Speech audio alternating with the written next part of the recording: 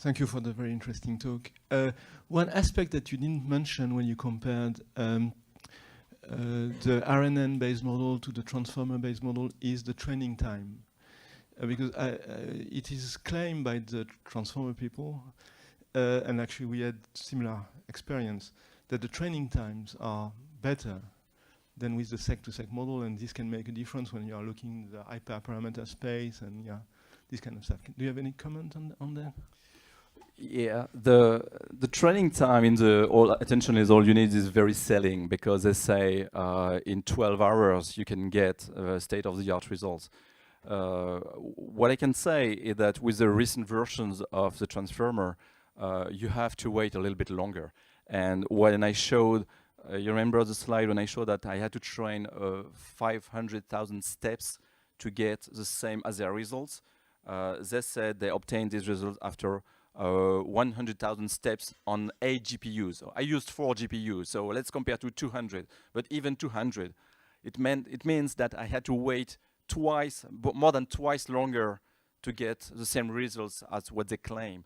So it's a little bit tricky, because this model, this transformer model, is very sensitive to hyperparameters, and you could get like a 3-point difference, as you can see in the Sakai paper. They didn't replicate what they did in the paper. What I try to do also in this evaluation, even for RNNs, is to keep the training time very decent in terms of not weeks but just days. And that's what we do also in-house on a single GPU, because it's a long time battle that I have with Jean regarding multi-GPU or a single GPU. To me, OpenNMT Lua is only usable with a single GPU training. Otherwise, you just lose some time. But we try to limit the training time to 4 days for the production engine. And the production engine are 4 years of 1,000 hidden units. So 4 days is fine on one single GPU. So you're right, the transformer is a little faster. And when we replicate with Guillaume on the OpenNMT TensorFlow version, the transformer is very similar to tensor to tensor.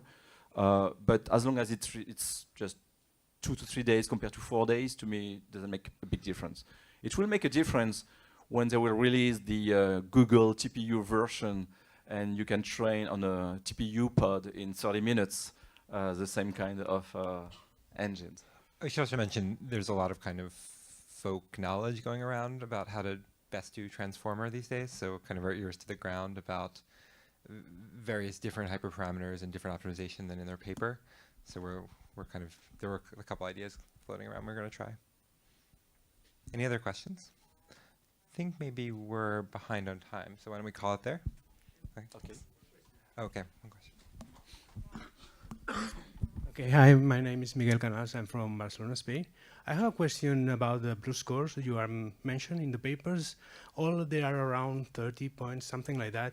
But how do a company reach a much higher score, blue score? Because probably it's very difficult to reach a 60 points blue score. How do you do that?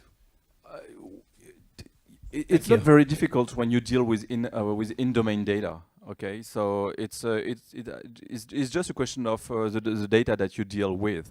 When you deal with very specific data on patents, for instance, or on biomedical, the scores are very good. I mean, it's. But even with the old SMT systems, okay, when you use Moses with very in-domain data, you could get very good scores. But scores is not everything. Remember, when you get a 60 blue score with an SMT system compared with an NMT system, the fluency of the NMT output is much better, even if it's the same score. Vincent, we have one more question back here.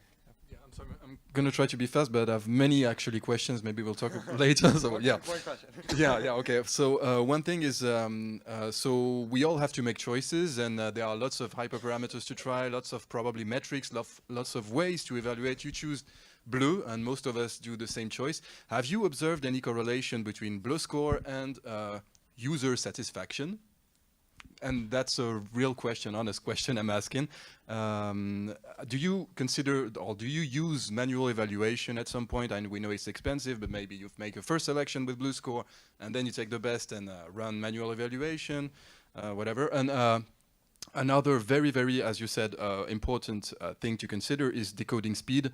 And I want to just add, specify that if you want to replicate, to reproduce RICO-sandwich results at last WMT, you don't only have to use back translation, but you also have 4 models that produce the sentence from left to right, 4 other models independently trained that produce the I'm not doing this at all. It's too complicated.